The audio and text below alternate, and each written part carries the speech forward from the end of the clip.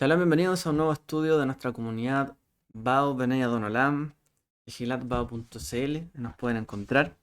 Vamos a hablar sobre Shavuot, una gran cosecha. Este año, ¿cierto? Tenemos la fiesta de Shavuot del año 5782. Y es un año, ¿cierto? Donde eh, hace unos cuantos años, ¿cierto? Hemos tenido una gran cosecha también de cómo mucha parte del pueblo, ¿cierto? Del Eterno, el remanente del pueblo de Israel, ¿cierto? Pueblo judío a lo largo de las naciones, también ha sido, ¿cierto? Vuelto a su tierra.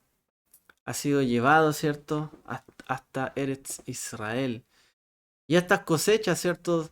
De los, de los productos de la tierra de Israel nuevamente pueden ser, ¿cierto? Eh, Comidos y ofrecidos por parte del pueblo, ¿cierto? En estas festividades. Para nosotros tiene una importancia grande, alta, vital, ¿cierto? El tema de las festividades, porque nos muestran un marco profético, un marco eh, que delimita, ¿cierto? El plan de salvación del Eterno, o nos fija el camino por donde va, nos traza el camino. Y el hecho de que el pueblo judío, ¿cierto? El pueblo de Israel vuelva a la tierra, pueda volver a sacar las gavillas, ¿cierto? De los campos de las tierras de Israel como una nación, es algo que muchos, ¿cierto?, anhelaron a lo largo de la historia y que este año se celebra 74 años, ¿cierto?, de independencia de aquel Estado de Israel.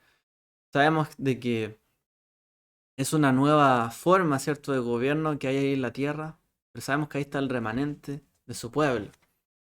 Y han sido retornados hasta allí, una gran bendición, ¿cierto? Como realmente esto que a lo mejor por mucho tiempo, imagínense, celebrar es como nosotros, en esta fiesta, ¿cierto? Que se saca la gavilla y se ofrendaba. ¿Y dónde? ¿Y dónde se saca la gavilla? De allá. Porque debía ofrendarse, ¿cierto? En el altar, allá en Jerusalén. Entonces, si bien no hay templo, pero hay por lo menos, están en los campos de Israel. Así que ya con eso, ¿cierto? Podemos decir que hay una luz, hay un adelanto de lo que va a ser, ¿cierto? La gran cosecha y lo que va a ser también la gran cosecha aparte del Eterno, la que habló Yeshua, ¿cierto? Cómo Él va a reunir a todos los suyos, ¿cierto? A una sola. Bueno, esta festividad, ¿cierto? De Shavuot, la encontramos en el libro de Vayikra 23, 15, 16, donde dice: contaréis desde el día que sigue al día de reposo, desde el día en que trajisteis la gavilla de la ofrenda mecida, contaréis 7 semanas completas.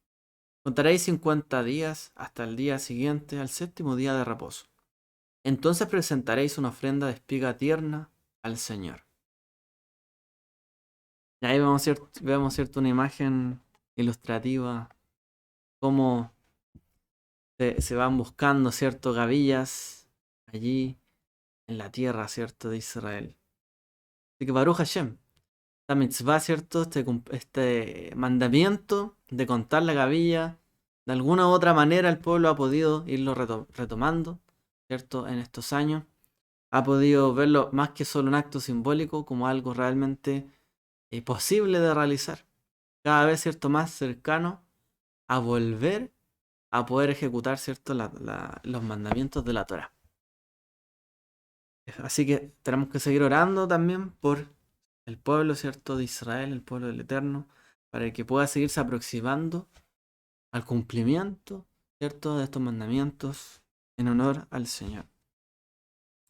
Los nombres más utilizados para referirnos a esta fiesta, que es Shavuot, generalmente son Shavuot, ya que significa semanas, y Pentecostés, que tiene que ver con el número 50, ¿cierto? La palabra Shavuot aparece aquí, en el fondo dice 7 semanas, contaréis, completas. Y esas 7 semanas completas serán, se dice, Shavuot. Bueno, la palabra semanas ahí. Luego, ¿cierto? La palabra Pentecostés es el número 50, como dijimos. Y es como se dice ahí, se contarán 50 días. Entonces era la fiesta del día 50. ya como el día quincuagésimo. Em, Era así dicha, no solo, digamos, por los cristianos, sino que también era una terminología griega que también usaban, ¿cierto?, para referirse a esta festividad. Recordemos que en esa época se hablaba hebreo, si bien en la tierra, de hecho, posiblemente más arameo, y también se hablaba, ¿cierto?, griego. Bastante se usaba el griego. Y había una versión de la Biblia incluso en griego. Entonces, no era raro llamarle Pentecostés, por así decirlo. ¿Ok? Pero la fiesta del nombre eh, tradicional que se le ha dado y que le quedó, ¿cierto? Es la fiesta de las semanas, como dice la Torá. Shavuot, ¿cierto? Se celebra en el mes de Sivan. Siempre cae ahí en el mes de Sivan. Que suele ser entre marzo, y ahora estamos, ¿cierto? En mayo, junio también a veces, dependiendo del año. ¿Ok? Pero en esa fecha más o menos cae. Em, y depende, ¿cierto? También, o dependía en su momento del conteo, ¿cierto? De la gavilla. ¿Ok? Y esto tiene que ver, ¿cierto? Con el día siguiente, el día de Pesaj. O sea, podríamos decir que tiene una fecha determinada hoy, pero a la vez también en la Torá no tiene una fecha determinada, sino que se hace un conteo hasta llegar a ese día. ¿Ok? Se lleva una cuenta. No dice tal día celebrará la fiesta de la semana, sino que a partir de este día, al día siguiente, al día de reposo, al día que siga el día de reposo o al Shabbat, contarán tales, ¿cierto? Los 49 días o 7 semanas completas. Eh, Al día, ¿cierto? Siguiente, se ofrecía, ¿cierto? Un grano nuevo, o podríamos decir una primicia. Un bicurín, por ejemplo, unas primicias, que así se llaman, primicias de la tierra. Se ofrecía grano nuevo, ¿cierto? En ese día y se llevaban ofrendas, incluso también diezmos al lugar del templo y se celebraba, ¿cierto? Ya que esta era una de las 3 fiestas de peregrinación donde se ascendía a Jerusalén, y donde también la gente podía llevar las primicias, ¿cierto? Las ofrendas o los diezmos de sus campos. Em, bueno, aquí hay algunas diferencias, ¿cierto? Que tenían algunos en cuanto a la cuenta. Le hemos mencionado en algunas ocasiones, ¿cierto? Que hay quienes contaban esos 49 días a partir de cuando fue, en el fondo, el Pesaj. Al día siguiente del Shabbat semanal empezaban el conteo. Eso eran los saduceos. Y los fariseos contaban desde el día siguiente al Pesaj, en el fondo, o al Hagamatzot, en el fondo, que es el primer día de panes sin levadura. Después de ese día comenzaban con el conteo de la gavilla, entendiendo que ese primer día era un Shabbat. Entonces llevaban así la cuenta. Eso significaba que para los saduceos siempre caía un día domingo prácticamente, la fiesta. Y para los fariseos dependían al fondo del Pesaj, el día que cayera. No era digamos, a ver, era siempre el mismo día, pero dependía siempre desde un día calendario, pero dependía después de el día de Pesaj, no de un Shabbat semanal, ¿ok? Este año, bueno, y en general algunos años, cuando Pesaj cae a un día de Shabbat, no hay problema, ¿cierto? Porque ambos llevan la misma cuenta. Ahora, esta práctica, ¿cierto?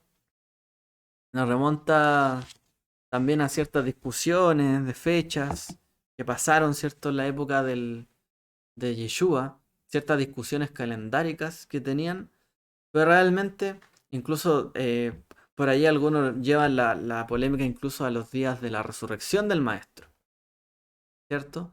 Porque algunos dicen, bueno, tiene que cumplirse tiene que haber sido tal día para que sea ahí, se cumpla, etc. Pero lo cierto es que dice que el primer día de la semana ya no estaba allí, ¿cierto? Ya se había levantado. Esto nos recuerda también una conmemoración, ¿cierto? Que también en los días de esta cuenta de Shavuot fue cuando el maestro resucita. Es también dentro de estos días cuando el maestro asciende, también. hacia los cielos, ¿cierto? Y es también los días que se aparece a sus discípulos y les sigue mostrando las pruebas de la resurrección, les sigue enseñando, etcétera. Son días muy significativos para los creyentes. Pero no solamente para los creyentes, para nosotros como creyentes en Yeshua, sino también para el judaísmo, para el pueblo judío que practica la Torá. Es como un día de cumpleaños. En realidad hay varios años nuevos dentro del calendario judío hebreo, pero este es como un cumpleaños de la fe judía o la fe hebrea, que sería, en el fondo, Shavuot, la entrega de la Torá. Entonces, mientras que ese día de las primicias, ¿cierto? Que se llevaban de la cebada, de la gavilla de la cebada, em, marcaba un inicio de temporada, también la... Perdón, así como el, el- se empezaba la temporada de la cebada, también empezaba la temporada, ¿cierto? Del trigo, agrícola, etcétera. Y se empezaba, ¿cierto? Un cambio de época en Israel, en la tierra, en los campos, etcétera. Era una fiesta, por lo tanto, agrícola. ¿Ok? Shavuot es una fiesta plenamente agrícola. Es una fiesta como de campo. Una fiesta típica, ¿cierto? De cosecha, prácticamente. Entonces, después de cosechar y después de sacar provecho de la tierra, celebramos, ¿cierto? Que hemos tenido una gran cosecha. Pero esa naturaleza agrícola, ¿cierto? Que tiene esta festividad de Shavuot, cambió de alguna u otra forma cuando hubo templo. ¿Ok? Porque prácticamente cercanos al segundo templo, en esos días, esta fiesta que era prácticamente agrícola, empezó a tener un significado mucho más profundo relacionado a que fue en ese mes, o fue en esos días, cuando el pueblo de Israel recibió la Torá en el monte Sinai. Porque cuando uno lee, ¿cierto? Esta fiesta en la escritura no aparece mencionado que fue en ese día de Shavuot cuando estaban en el monte Sinaí. Uno tiene que hacer cuentas. Entonces, los rabinos en el Talmud escribieron que en ese mes que se llevaba a cabo la fiesta era también cuando se recibió la Torá en el monte Sinaí. Como dice acá, al tercer mes de la salida de los hijos de Israel en de la tierra de Egipto, ese mismo día llegaron al desierto del Sinai.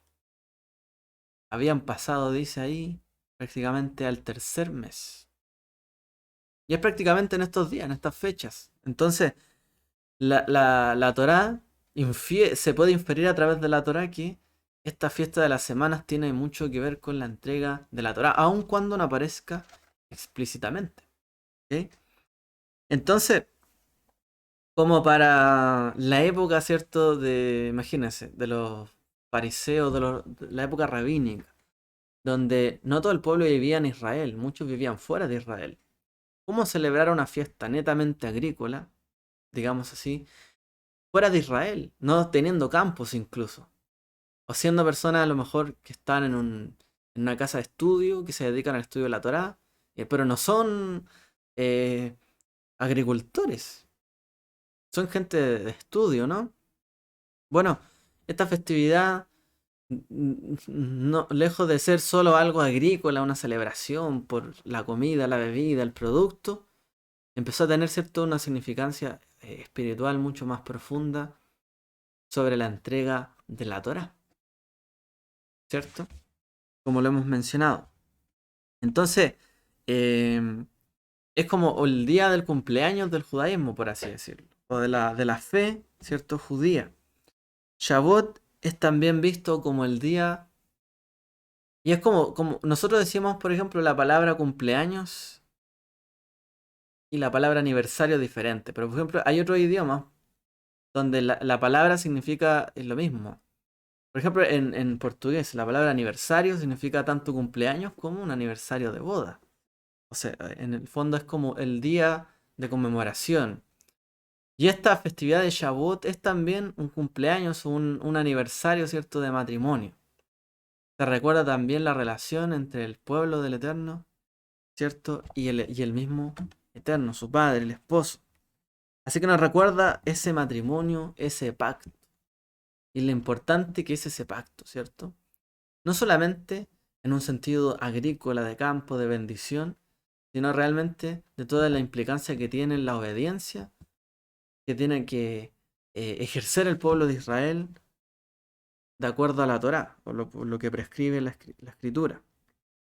Así que Moshe es o fue el director, ¿cómo se llama? Como el director de ceremonia, ¿cierto? Moshe fue el director de ceremonia que llevó al pueblo o a la novia al monte Sinai ante el novio, ¿cierto? Que era el Eterno, para que allí hubiese un matrimonio. Entonces, eh, es como que le hubiese dicho Moshe al pueblo, ¿te comprometes tú, cierto? ¿O tomarías tú? Perdón, como que el Eterno le dice al pueblo, ¿tomarías tú en el fondo? O Moshe le dice, ¿tomarías tú por esposo, cierto? Esposa a este pueblo? ¿Y tú también tomarías al Eterno como tu esposo? Y esa fue prácticamente la pregunta que hubo allí.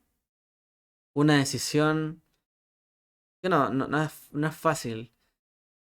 Había una relación y todo, ¿cierto? Pero aún así es un momento, eh, digamos, como bien de mucho clímax. Cuando se hace la pregunta, ¿no? ¿Te quieres casar conmigo en el fondo? Ya no es simplemente que le guste estar con la persona, sino que ya tiene que ser una relación perdurable, ¿cierto? Para siempre, ¿no? Eso es lo que se prescribe. De aquí en adelante tenemos una sola voluntad, un solo cuerpo. Y cualquier pacto, ¿cierto? Que el Eterno pudiera realizar. A lo mejor entre personas cuando hacemos contratos, los contratos terminan cuando la gente se muere. Pero el Eterno hizo un pacto de fidelidad perpetua con el pueblo de Israel. Porque el Eterno nunca deja de ser. Es el mismo ayer, hoy y siempre. Por lo tanto, el pacto que hizo ahí, ¿cierto? Que se casó con el pueblo de Israel es un pacto perpetuo, permanente, para siempre, por toda la eternidad.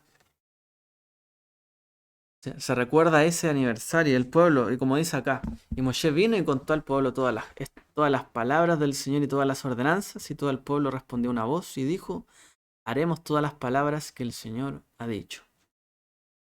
De aquí nacen, cierto, las palabras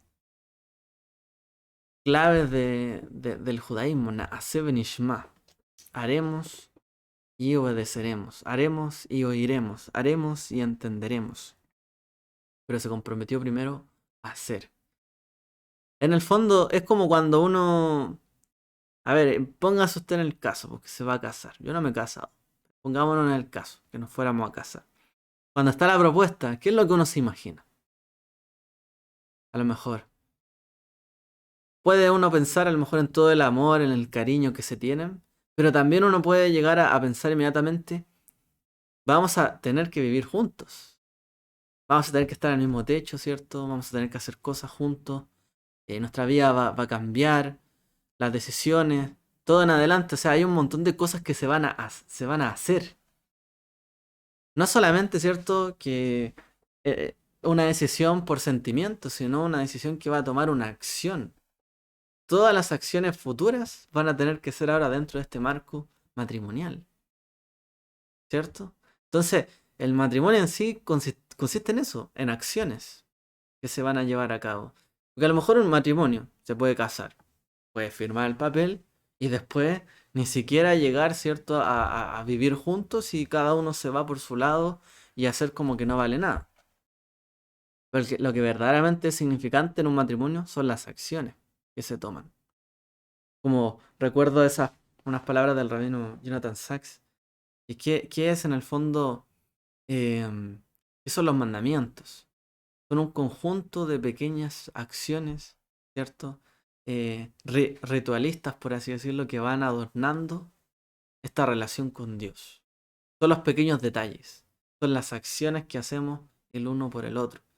Y que tienen un carácter ritual, así como en un matrimonio, cada cual sabe quién va primero, quién va a la derecha, quién va a la izquierda, quién va adelante, quién va atrás, quién hace esto, quién hace esto otro. Así también con el Eterno, el pueblo tenía que comprometerse, bueno, todas las relaciones o las acciones que vayamos a tener luego de tener una relación de pacto, vamos a hacerla. Estoy dispuesto a todo eso. Entonces tiene sentido, ¿no? Que el pueblo haya respondido, sí, vamos a hacer. Cuando aún ni siquiera escuchaban las palabras que el Eterno les iba a hablar, en el fondo. Todavía no escuchaban, ¿cierto? Todo lo que vendría, los mandamientos, todas las cosas que se dijeron. Entonces es una decisión que tiene que ver con las acciones sobre todo. Ahí está, ¿cierto? La importancia de la obediencia, pero también del entender que es un yugo, ¿no? Como es el yugo del reino. Es vivir conforme al reino. Es vivir conforme al reino de los cielos, aceptar su voluntad en nuestra vida y hacer lo que lleva, ¿cierto? Este pacto, este convenio, ¿cierto? Así como el esposo se colocan, por así decir, como lazos o yugos a través de votos, palabras, compromisos. Eso es el yugo del reino. Estar dispuesto, ¿cierto?, a realizar todas las acciones de este compromiso, este pacto. Entonces, el Midrash, por ejemplo, dice sobre este momento que eh, el Eterno hizo con Israel lo mismo que hizo en el periodo de la creación. En el primer día, ¿cierto? Adonai separó la luz de las tinieblas. En el segundo día creó la expansión de las aguas. Y así también, ¿cierto? Primero separó al pueblo, ¿cierto? Por así decirlo, desde Egipto, desde las tinieblas, ¿cierto? Lo llevó a su luz. También separó las aguas cuando hizo separar al Mar Rojo. Tercer día creó los árboles que dieron fruto, así como envió el fruto del cielo, el fruto de la tierra, el maná, al pueblo de Israel. Creó las lumbreras en el cuarto día, y así también creó la nube de fuego, ¿cierto? El quinto día creó las aves, y así también envió las codornices a Israel. En el sexto día habló con Adán. Y así también el sexto día el Eterno, ¿cierto?, habló con su pueblo Israel en el monte Sinai, conversó con ellos. El paralelo, ¿no?, entre la creación, que fue una forma en que Dios quería relacionarse también, ¿cierto?, con la humanidad, pero fracasó, ¿cierto?, debido a la desobediencia. Y aquí el pueblo, rectificando esto, o sea, en el fondo la humanidad se rectificó a través de este pueblo Israel, que vino, ¿cierto?, para ser un pueblo, para que de dentro del pueblo naciera salvación y redención para toda la humanidad. O sea, el plan es que fuera el vehículo, ¿cierto?, de salvación. Y dentro de este vehículo de salvación vino también el Mashiach, el real, ¿cierto?, vehículo de salvación. Así que Shavuot es visto como un inicio de nuevo, una renovación de votos, volver al momento en el cual nos comprometimos con Él. Que confesamos en el fondo quiénes somos, qué hacemos acá, y decimos, sí, quiero seguirte, quiero comprometerme contigo en adelante. Es también este día, por así decirlo, un aniversario, un cumpleaños del cuerpo del Mesías, ¿cierto? Ya que, así como a los 50 días de la salida de Egipto, el pueblo de Israel recibió la Torá en el monte Sinai, también 50 días después de que el Mashiach, ¿cierto?, resucitara entre los muertos, que se alzara entre los muertos, el Ruach HaKodesh también, ¿cierto?, realizó una obra en los corazones de los creyentes y de los fieles. Y así como en el primer Shavuot, ¿cierto?, Eh, recordemos que el pueblo bajo el monte Sinaí también pecó. Hizo idolatría, ¿cierto? Pecó con el becerro de oro y murieron 3000 personas. También dice el Brit Hadashah que habían 3000 personas reunidas, ¿cierto?, allí en Jerusalén, y todas recibieron el Ruach HaKodesh. Así como 3000 personas murieron en el monte Sinai o en el desierto, 3000 personas aquí volvieron a la vida. O digamos, tuvieron una nueva vida a través del Ruach HaKodesh. Fueron llamados a una nueva vida. Fue como una señal, ¿cierto? Un bautismo en fuego, por así decirle. Y es como dijera, ¿cierto? El apóstol Pablo, Rav Shaul, porque la ley del Ruach de vida en Yeshua Mashiach me ha librado de la ley del pecado y de la muerte. Pasamos, ¿cierto? De la ley del pecado y de la muerte, que estábamos, digamos, estaba escrito que cada uno tendrá que morir, pero así a través del Espíritu, ¿cierto? Del Mesías, y el Espíritu que estaba en el Mesías, que es el Espíritu de Dios, el Ruach HaKodesh, también puede venir a nosotros a darnos vida, así como lo hizo con Yeshua el Mesías. ¿Y qué es lo que dice? Perdón, me salté. ¿Qué es lo que dice allí? Cuando llegó el Pentecostés, estaban todos juntos en un mismo lugar. Voy a agrandarlo un poquito para que lo vean mejor. De repente vino del cielo un ruido como el de una ráfaga de viento impetuoso que llenó toda la casa donde estaban sentados. Y se les aparecieron lenguas como de fuego que, repartiéndose, se posaron sobre cada uno de ellos. Todos fueron llenos del Espíritu Santo y comenzaron a hablar en otras lenguas, según el Espíritu les daba habilidad para expresarse. Así fue. Un cumpleaños fervoroso, ¿no? Un cumpleaños donde cada cual se reencontró, ¿cierto? Hablando palabras de exaltación al Eterno en el idioma los unos de los otros. Y entendían, ¿cierto? Fueron como lenguas de fuego repartidas, así como dice también la tradición de cómo fue también el recibimiento de la Torá. Que el pueblo vieron las luces. Como cuenta la tradición, eran como fuego, antorchas de fuego. Así también dice que los discípulos de Yeshua recibieron, y bueno, los seguidores y los que estaban ahí reunidos recibieron el Ruach HaKodesh. Es como, es como volver, ¿cierto?, a la Torre de Babel, pero al revés. Es como devolvernos a esa época, donde hubo a través, ¿cierto?, de el hombre quererse separar, o la humanidad quererse separar del Eterno, querer tener sus propios logros, como si el mundo fuera suyo, ¿cierto? Reencontrarse nuevamente con Él, con el creador de todas las cosas, el hacedor, y reencontrarnos entre nosotros también, porque dice que cada cual entendía el idioma del otro. Y unos decían, bueno, ¿y por qué este está alabando a Dios en mi idioma? Mi otro idioma. ¿Qué está pasando aquí? No es solamente cierto de que ese don de lenguas que aparece ahí, o esa repartición de lenguas o de idiomas, no tiene que ver tanto con una relación de cada cual con Dios solamente, sino también un reencuentro entre las personas, ¿no? Entre el cuerpo. Por eso se dice también que ahí nace, ¿cierto?, el cuerpo del Mesías. O en la iglesia se dice que nace, ¿cierto?, la iglesia. Nace ese cuerpo, eso, nuevamente, porque se reencuentran allí. Venían del desorden, de la confusión, y volvieron nuevamente al orden, a saber quién es, ¿cierto? De dónde viene toda habilidad, de dónde viene todo honor, toda honra, de quién viene todo orden. Volver, ¿cierto?, a ese orden, al diseño de Dios. Tiene que ver, ¿cierto?, Shabbat. Volver al diseño que Él trazó para su pueblo. Y el diseño es ese, volver a lo que nos movió a comprometernos con Él, su Torah, lo que recibimos, el amor que teníamos con Él. Volver, como dicen a veces, al primer amor. Volver al compromiso, al diseño. Eso es parte de Shabbat, volver al diseño. Y ese recuerdo del cumpleaños o aniversario nos recuerda cómo tenemos que volver hasta allí.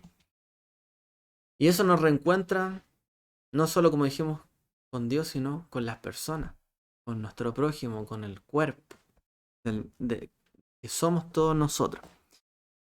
Como dijera Joel, después de esto derramaré mi ruach, mi espíritu sobre toda carne, profetizarán vuestros hijos y vuestras hijas, y vuestros ancianos soñarán sueños, y vuestros jóvenes verán visiones. Y así fue. Y así fue como Yeshua también le dijo a sus discípulos, Yo os digo la verdad, os conviene que yo me vaya, porque si no fuese por esto, ¿cierto? Que el Consolador no vendría a vosotros, más si me fuere, os lo enviaré. Dice, ¿cierto? Yeshua. Entonces al volver el Ruach HaKodesh al cuerpo ahí del Mesías, ahí, ¿cierto? Dice que eso nos conviene, realmente. El Consolador. Consolador viene también porque parte de la, digamos, de cuando uno tiene que consolar a alguien es porque esa persona ha sufrido algo, ¿cierto?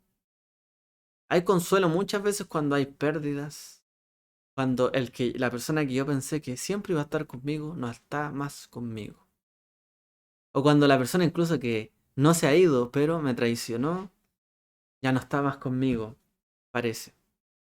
El consuelo tiene que ver eso con una pérdida, ¿cierto? Perdón, bueno, sí, el desconsuelo. Y así también el consolador tiene que ver con eso, con recuperar algo que se había perdido, una relación, una lealtad, una fidelidad, ¿cierto? Como el Eterno cuando quiere consolar a su pueblo es porque lo quiere restablecer de algo que perdió. Y parte de ello también, ¿cierto? Es la traición, cuando el pueblo traicionó al Eterno, desobedeciendo la Torá, hubo desconsuelo porque sufrieron las consecuencias de esa separación. Ya no tenían la protección del Eterno, ya no los protegía de todas las cosas que leímos, ¿cierto? En esta parashá, de hecho, Bejucotai. Pero el Consolador viene, ¿cierto? Para restablecer todo ello eh, que se había desprendido de nosotros. Esas traiciones, esas pérdidas, viene a llenarlo en nuestra vida. Y también, ¿cierto? Tiene que ver con, porque somos las personas también las que nos traicionamos y somos desleales unos con otros. Entonces, este día de Shavuot también nos debe llevar a reconciliarnos, no solamente con los votos con el Eterno, sino también con nuestro prójimo. Por supuesto que sí. Es el día en donde se recuerda el Consolador que vino a nosotros, el Ruach HaKodesh. Y el Consolador tiene que ver con eso, consolar, aliviar la carga de las pérdidas que hemos tenido, las traiciones, las deslealtades, muchas veces que unos contra otros cometemos. Lo mismo pasa en un matrimonio. Muchas veces pasan cosas, ¿cierto? Hay sucesos difíciles, quizás de lealtades, como decíamos, traiciones y otras cosas.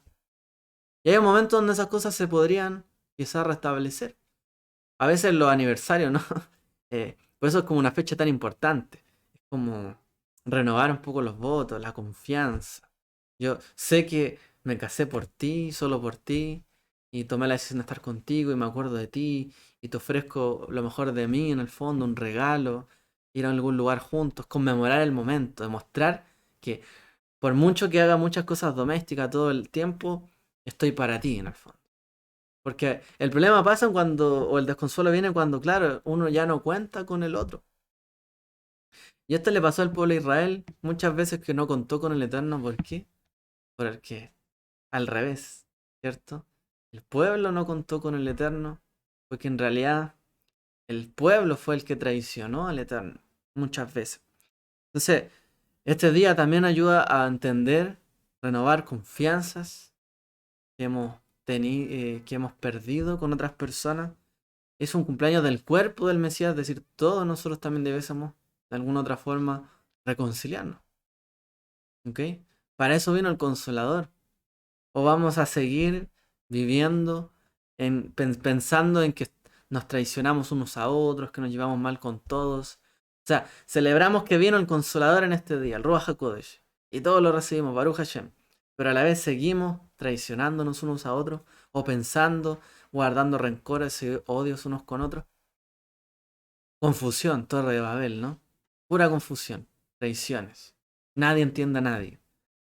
Es un día también donde tenemos que volver a reencontrarnos, así como el pueblo de Israel lo hace en este día de Shavuot, celebra, escuchan de nuevo los 10 mandamientos, nos unimos como cuerpo en un día de celebración. Nosotros también tenemos que hacerlo, a un nivel colectivo, pero también personal.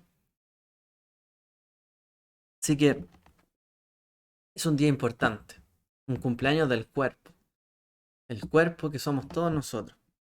Y el Consolador vino para ello. O sea, de qué manera se va a consolar al pueblo que no es reunido en su tierra, por ejemplo? La manera de reunir en el fondo al pueblo de Israel o de consolarlo es eso, reunirlo, recogerlos. A los que creían que estaban solos y abandonados, desconsolados, volverlos al redil. Llamarlos nuevamente, ¿cierto?, al cuerpo, a la tierra que tenían que estar. Y es lo que ha hecho en parte en este tiempo el Eterno con su pueblo, ¿cierto? Allí en Israel, con este nuevo estado de Israel. Consolar a los que estaban repartidos por todo lugar y llevarlos de vuelta. Eso es también el propósito que Él tiene para nosotros. Y nuestro propósito para con Él tiene que ser, en este día, volver a comprometernos como al inicio con Él.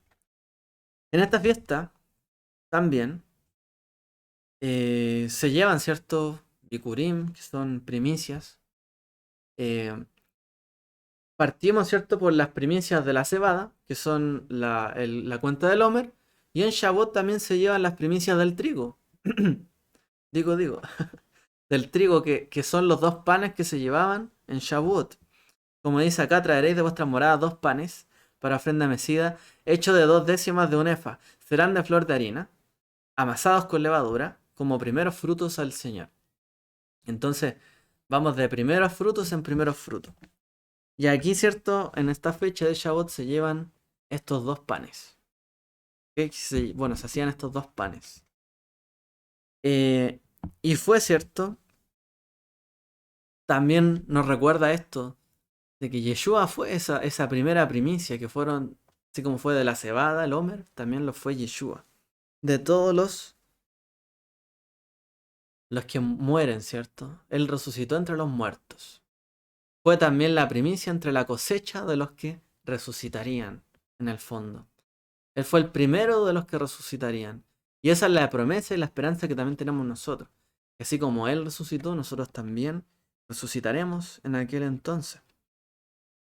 ¿Y para qué? Para ser puestos delante, ¿cierto?, del Eterno, ofrecidos, ¿cierto?, ante Él, ya como un cuerpo con un cuerpo renovado, ¿cierto? Así como el pan o como el trigo produce este pan, es como un nuevo cuerpo, ¿no?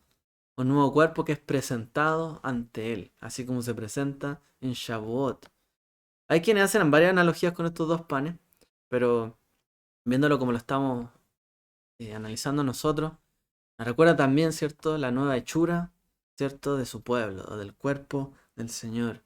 Por un lado, quizás el pueblo de Israel, y por otro lado, todas las naciones injertadas, ¿cierto?, como cuerpos, ofrendados allí, en la promesa de la resurrección. O también algunos la ven como las 2 casas, ¿no?, reunidas nuevamente. Y,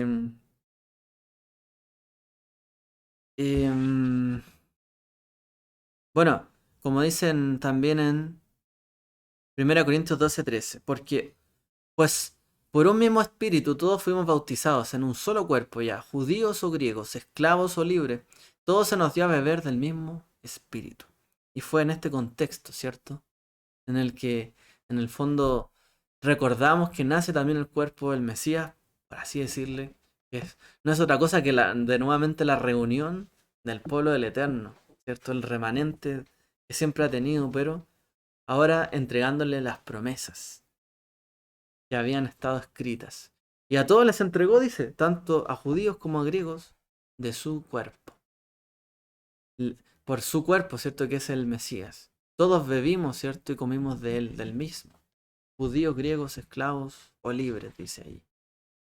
De alguna forma, estas 2 separaciones que se hacían en ese tiempo, judíos, una cosa, gentiles otra, esclavos, una cosa, libres otra, estos 2 ambivalencias que siempre tiene el mundo, ¿cierto? Las 2 partes iban a ser uno solo. Todos, dice, fuimos revestidos o bautizados por el Ruach HaKodesh. Entonces no solamente se cumple con que el judaísmo celebra su inicio, sino que también, digamos, el cuerpo del Mesías. ¿Pero en qué sentido? El cuerpo del Mesías.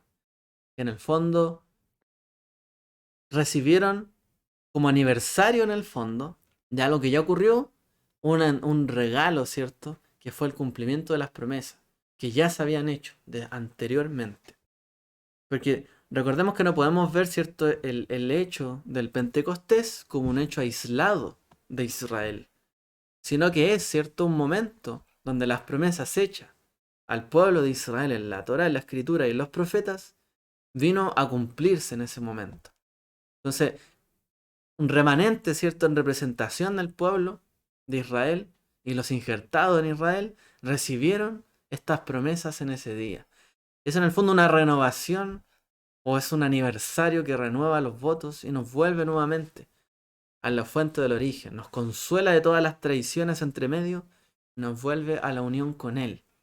No debe ser visto el Pentecostés como algo aislado, sino como algo, en el fondo, una cadena que renueva, ¿cierto?, los pactos. Por eso algunos le llaman el pacto renovado, aunque en realidad se le llama nuevo pacto, pero también, por así decirlo, renueva, ¿cierto?, las promesas que ya se habían hecho, es como un nuevo comienzo, ¿no? Pero no es un nuevo comienzo dejando fuera Israel, sino con Israel, ¿cierto? Porque ¿dónde fue? Jerusalén. ¿Y a quienes les recibieron el Ruach HaKodesh? A los que ascendían a celebrar la fiesta de Shavuot. ¿Y quién eran los que ascendían ahí? Ya sea judíos o prosélitos, o los mismos seguidores de Yeshua que estaban allí, ¿cierto? Todos ellos recibieron el Ruach HaKodesh. Y nosotros, como aquí dice, todos fuimos bautizados por el mismo Ruach HaKodesh, judíos o griegos. La promesa es para todos. También, en este libro, encontramos, ¿cierto? O perdón, en esta fiesta, encontramos también una referencia clara en el libro de Ruth. Y también vemos que el cuerpo del Mesías, injertado, ¿cierto?, en Israel, es tipificado por la figura de Ruth. Entonces, se acostumbra, ¿cierto?, a leer la Megilat Ruth, el rollo o el libro de Ruth en esta fiesta de Shavuot. Y en esa se desarrolla, ¿cierto? El periodo en el que se desarrolla el libro de Ruth es precisamente entre las primicias, que son, digamos, la cuenta del Homer, y las primicias de Shavuot, o del trigo, ¿cierto? La cosecha. Es la época de la cosecha de la cebada y de la cebada prácticamente. Entonces, este libro nos relata la historia de Ruth. Ruth, digamos, una persona extranjera, ajena al pueblo de Israel, que se identificó con el Dios de Israel, ¿cierto? A través de su suegra, Noemí, a quien le dijo: tu pueblo será mi pueblo, tu Dios será mi Dios. Como aquí dice, pero Ruth dijo: no insistas que te deje o que deje de seguirte, porque a donde tú vayas iré yo, y donde tú mores moraré. Tu pueblo será mi pueblo, tu Dios será mi Dios. Y Ruth fue, ¿cierto? Dice, y llegaron a Betlehem al comienzo de la época de la cebada, como ahí dice abajito, ¿cierto? Llegaron a Belén o a Betlehem al comienzo de la época de la cebada. O sea, el libro de Ruth se desarrolla en el periodo, ¿cierto?, de Shavuot. Entonces, Ruth se dedicó en todo este periodo a trabajar los campos, ¿cierto? Los campos que estaban allí en Israel. Y el patrón, ¿cierto?, de esa tierra, que se llamaba Boaz o Boaz, al enterarse, ¿cierto?, del testimonio de ella, dijo que Hashem recompense tu obra. Todo aquí. Que el Señor recompense tu obra y que tu remuneración sea completa de parte del Señor, Dios de Israel, bajo cuyas alas has venido a refugiarte. También esto nos recuerda, ¿cierto?, que la porción que recibirá el cuerpo del Mesías. ¿Qué le dice ahí? Que Él recompense tu obra. Porque no hay nada, ¿cierto?, que alguien haga por el Señor, aún sin estar obligado, como le pasó a Ruth, quizás, sin a lo mejor tener la obligación de trabajar una tierra, así como pasó con los gentiles o con los no judíos, sin estar obligados a guardar la Torá, a cumplir, ¿cierto?, con la voluntad del Eterno, bajo la disposición o imposición de la Torá. Aún así muchos hacen las obras de Dios. Y Él le dice que el Señor recompense tu obra. y que tu remuneración sea completa de parte del Señor. Yeshua también nos enseñó en muchas parábolas sobre la cosecha, cómo aún aquellos que hicieran el trabajo, aunque llegaran después, recibirían la paga completa, ¿cierto? Así como cuenta la parábola, llamó a dos a trabajar por tal precio. Y llegó uno a casi al final por el mismo precio. Y eso nos da a entender a nosotros que el Eterno paga el precio completo, la remuneración completa. Para todos aquellos, ¿cierto?, que quieren seguirle a Él los recompensa justamente. Nos recuerda esto la vida de Ruth, nos recuerda también a todos los injertados, ¿cierto?, en la familia de Dios, con ciudadanos, con Israel. Luego, ¿cierto?, de esto, ambos contrajeron, perdón, matrimonio. Así también, luego, ¿cierto?, de, de estar en la cosecha, de trabajar unos por otros, también vendrá el momento donde el cuerpo del Mashiach, ¿cierto?, se unirá al novio. Y así también la extranjera, incluso los hijos de la extranjera o extranjeros no advenedizos, vendrán a ser parte del cuerpo del Mesías, parte de este matrimonio. Pero, obviamente, esto no significa de que el pueblo de Israel es reemplazado. No es cierto, Ruth no reemplazó a Israel. Ruth no vino a desplazar a los correctos herederos de Israel, sino que Ruth, ¿cierto?, aprovechó, se esforzó y vio una oportunidad para, en el fondo, poder adherirse a la familia de Israel, pero no desplazándola, sino que sabiendo su condición, amó de todas formas su suegra, amó, ¿cierto?, esa tierra, al pueblo, a Dios, y pudo contraer matrimonio y ser prácticamente una más, ¿cierto?, del pueblo. Así también muchos de las naciones son injertados, ¿cierto?, en Israel. Pero no significa de que desplazan a Israel, sino que vienen, ¿cierto?, a unirse junto con Israel en esta gran cosecha, que es la gran cosecha de los últimos tiempos, como dice la Escritura. Que es cierto, cómo el Eterno va a recoger a los suyos, los va a buscar entre los montes y entre los peñascos, como dice el profeta, o los va a pescar, como dice el profeta Habacuc, si no me equivoco, va a pescar, ¿cierto?, a su pueblo, o los va a cazar entre los montes, pero también va a haber una gran cosecha, ¿cierto?, de parte de las naciones, que van a venir ante el Eterno. Muchos, ¿cierto?, dirán, yo soy del Dios de Israel, yo soy Jacob, dice el profeta Isaías. Muchos dirán en aquel entonces, vendrán ante él, parte de la gran cosecha.